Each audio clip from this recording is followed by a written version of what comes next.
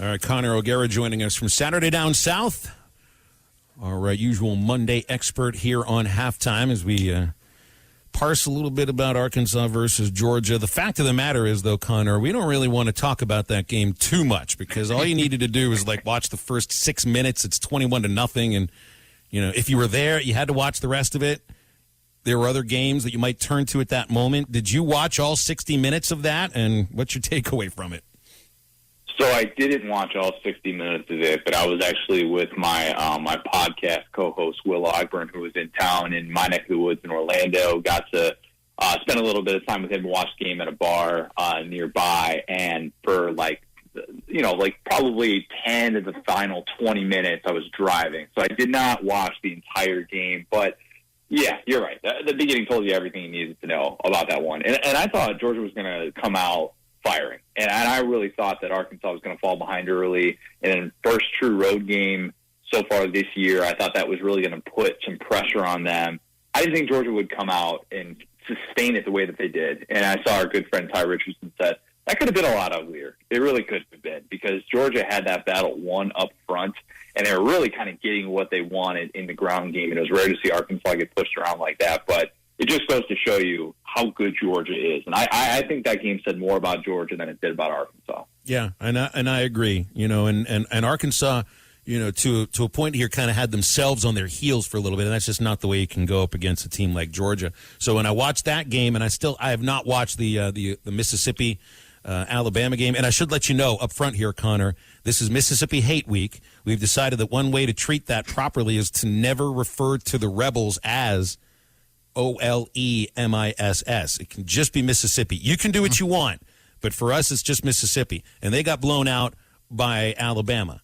So that makes this game against the Rebels pretty interesting. But when I just look at the box score of that game, what I know about Alabama and what's coming up for them, I can't help but think Alabama, Georgia in the SEC title game, and maybe Alabama, Georgia in the national championship game. Yeah, the odds of a team outside of those two making the SEC championship, it feels slim to none. And look, I said after the Florida-Alabama game, yeah, Alabama's got some things it needs to figure out because they're going to run in some really good ground games. And if they don't make those adjustments, they're going to be in some tough spots. They made those adjustments. And against the number 2 non-service academy rushing attack, not Ole Miss, rather, Lane Kiffin's squad was, they couldn't do anything on the ground. And Alabama up front really had that dialed in. And you could say Kiffin was too aggressive, or whatever the case. The job that they did on Matt Corral was impressive. There were no chunk plays to be had. There was only one play over 30 yards in that entire game. Think about that last year and watching how many guys were running free. And Alabama, I think, came, 20 yards short of gaining the maximum possible yards in a game, which I didn't even know that was a stat you could track, but I guess it is. I think that's similar to what I just said about Arkansas, that game said more about Alabama and making those adjustments to me than it did about a team that I think Kiffin's squad is real solid, and I still am of the belief that they have New Year's Six Bowl upside. I think Arkansas also in that spot, Kentucky also in that spot. Those three teams right there could go to a New Year's Six Bowl, but things kind of have to go right for them. And I think if you're expecting to see the same Matt Corral that you saw last year with 6 interceptions in the one-arm bandit game, you got another thing coming because he's learned how to figure out drop 8 coverage, and he's going to be worlds better than what Arkansas saw a couple weeks ago against Zach Calzada.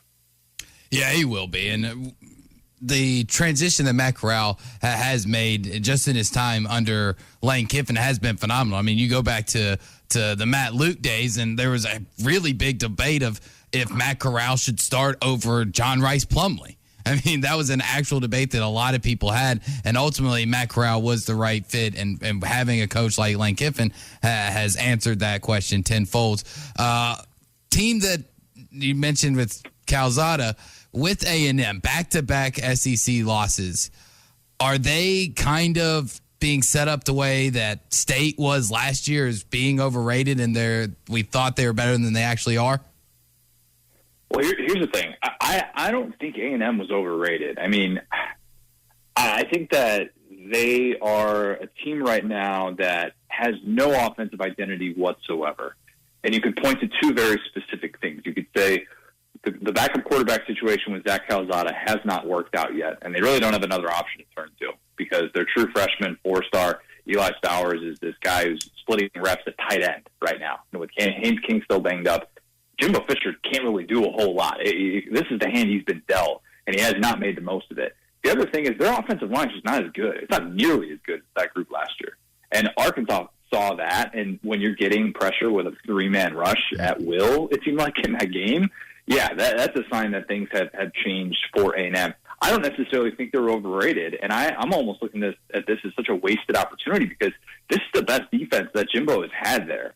And Mike Elko, who has been there for 4 years, this is a group that has a top 5 pick in DeMarvin Leal. Their secondary has been extraordinary, and they have a lot of things on that team, especially with some of the weapons on the outside that you look at, you're like, that's a top 10 team right there. And then you look at the other piece, the offensive line, the quarterback situation, and it's bad. It's real bad. And now they're going to drop to 0-3 because they're going to lose to Alabama, and they're going to be 0-3 in SEC play, and that is a really bad sign for a guy, Jimbo Fisher, who just got a $90 million contract after having one season of meeting expectations. Yeah, and I saw a statistic earlier today that through however many games Jimbo Fisher is into his coaching career at A&M, he actually has a worse record than Kevin Sumlin did. I mean, granted, it was like he has 29 wins to this point where Kevin Sumlin had 30 to this point, but how is his seat getting warm? I mean, I don't think anybody would say it's hot, but I mean, 0-3 in the SEC when you were projected as being a college football playoff contender, I mean, that's not very good look. No, hot seat isn't the right way to phrase this because you're not paying somebody over $50 million not to work. Mm-hmm. That's not going to happen. That contract was guaranteed. $75 million guaranteed contract was the original one that he signed, and then they gave him the 2-year extension and the bump up. Guy got a 20% raise for a $75 million guaranteed contract. Let that sink in. That's the world we're living in for one top 5 season. I think Jimbo Fisher is losing that fan base in a hurry. That's the bigger issue right now, is you're losing faith within that fan base. And Jimbo Fisher is a guy who, quite frankly, has not shown in his career that he can troubleshoot very well. Go back to 2017 at Florida State. Everybody thinks, that year, they were just kind of overrated coming in. DeAndre Francois got hurt in the season opener, and they were a disaster after that. Now, I don't know if that Florida State team was going to win 9 games, 10 games, or whatever, but they had no answers whatsoever, and it's sort of playing out in similar fashion now with A&M, and with a team that has that much talent, that should not happen. So that's the bigger issue for Jimbo Fisher, is that all that fan support that he had in the last year or so with how well A&M has been playing, it is definitely changing, and I know there are a lot of people in College Station wondering how good of an offensive mind he really is. Connor, Brian Harsin got a pretty huge victory in this first year. I didn't realize it had been since '99 that Auburn had last beat LSU in Baton Rouge. And I look at the schedule here, and Arkansas has Matt Corral and Mississippi this Saturday, and then they host Bo Nix and Auburn. And these are two, really good scrambling quarterbacks. And we saw Nix. How many different? He went sideline to sideline, for crying out loud, to throw a touchdown, and a really redemptive performance after it. We weren't even sure if he was going to start against LSU. He ended up having maybe his best game. Unbelievable. Best game I've ever seen Bo Nix play. That was the best play I have seen by a quarterback in college football this year. It was Johnny Manziel-esque. It was. I don't use that lightly. I really don't, because I think we do it too often. I don't like it when people get compared to Cam Newton. I don't like when people get compared to Joe Burrow. I don't like when we do it to Manziel. That felt like Johnny Manziel, because if he doesn't make that play in that spot, it's 13-0 in that game. It's 4th and 2. There's 4.5 minutes left in the second quarter on the road. Auburn doesn't win that football game. There's no way. And for Bo Nix to continuously evade pressure the way that he did all game, I tip my cap to him, because I did not think he had that in him. And I don't know what we're going to see this weekend against Georgia, a Georgia defense that, as Arkansas fans know all too well, they don't exactly believe in this whole allowing touchdowns thing. So we'll see if Bo Nix can break through in that sort of way. And if he does, man, this would be quite the story. I don't think it happens, but that was a remarkable performance regardless of what Auburn does this weekend against Georgia. All right, let me ask you this, because this kind of goes to the same vain as Alabama, Georgia, and everybody else. There are 15 undefeated teams right now in the AP top 25. And I don't really care very much about the rankings unless they're the committee rankings, but just for conversation's sake, because the committee's rankings don't come out for a month. 15 undefeated teams in the AP top 25 right now. And Kentucky's one of them. I want to know from you, who is a threat at all to any of these other two teams? Among the undefeateds, I honestly don't see one. I really don't.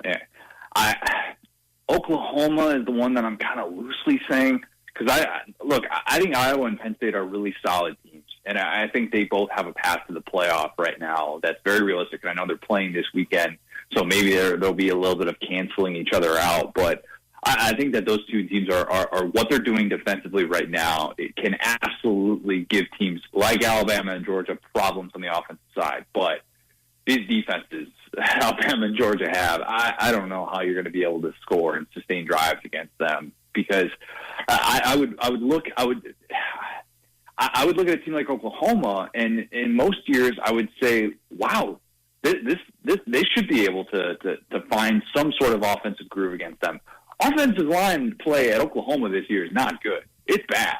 It's real bad. And Spencer Rattler was the most overrated player coming into college football this year, and all he's done is prove that to be true.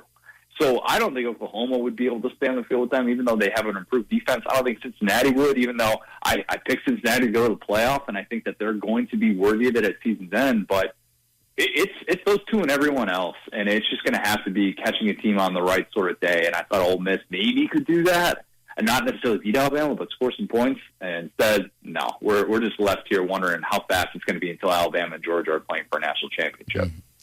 Real quick, Connor, I do want to get your opinion on probably the biggest upset in the SEC thus far this season. Kentucky remaining undefeated, getting the win at home against Florida. Is Kentucky legit, or is Florida kind of in A&M's boat? Yeah, Florida's a little bit in A&M's boat. They're a little bit too one-dimensional right now, and they haven't been able to shake some of their discipline issues. They had 15 penalties in that game. Most penalties that they have had in the entire Dan Mullen era, and that Kentucky atmosphere was a big part of that. My brother and his wife and his wife's parents were at that game, and it was I saw people saying best Kentucky game I've ever been to, atmosphere-wise, and they're hosting LSU this week. Kentucky's a flawed football team. Kentucky fans will tell you that. They were -9 in turnover margin coming into that game on Saturday night, and then they get doubled up in yardage by Florida, and they find a way to win that football game because they blocked the field goal, and they were able to make a stand late in the red zone. So Kentucky's a flawed football team. It's a great story. They have New Year's Six Bowl upside. They absolutely do, but they're not going to be able to stay on the field with Georgia. Well, they do have a quarterback who's a sociopath when it comes to eating bananas without peeling them, and he puts mayonnaise in coffee. This Will Levis is nuts. I love him. Look, I told Will Levis, I'm like, hey, we had him on the podcast a few weeks ago. I told him, if you want to get rid of the banana stuff, if you want that storyline to fade, all you got to do is eat an onion like you eat an apple. And he's like, no, I'll just eat a banana like normal, and that'll get everybody kind of off my back. No. Then he comes out with the mayo coffee stuff. Ugh. He likes the attention a little bit. It's smart, and it distracts us from the fact that he had like 84 passing yards in that game, and half of them came on a bubble screen to Wan'Dale Robinson. So, but the guy's doing something right, and I like the head that he's got on his shoulders. He's exactly what they need for this team this year. Connor, thanks, man. Appreciate you. It's going to be a great weekend, and we'll talk about it on Monday. Sounds good. Appreciate it, guys. Appreciate it, Connor. Connor O'Gara from Saturday Down. We're back and better than ever. All eyes are on the gridiron as teams are back for another football season. As always, BetOnline is your #1 spot for all the pro and college football action this season. With the new updated site and interface, even more odds, props, and contests, BetOnline continues to be the #1 source for everything football. Head to your website or use your mobile device to sign up today and receive your 50% welcome bonus on your first deposit. Don't forget to use our promo code BELIEVE to receive your bonus. That's BLEAV. From football, basketball, boxing, right to your favorite Vegas casino games. Don't wait to take advantage of these amazing offers for the 2021 season. BetOnline is the fastest and easiest way to bet on all your favorite sports. BetOnline, where the game starts.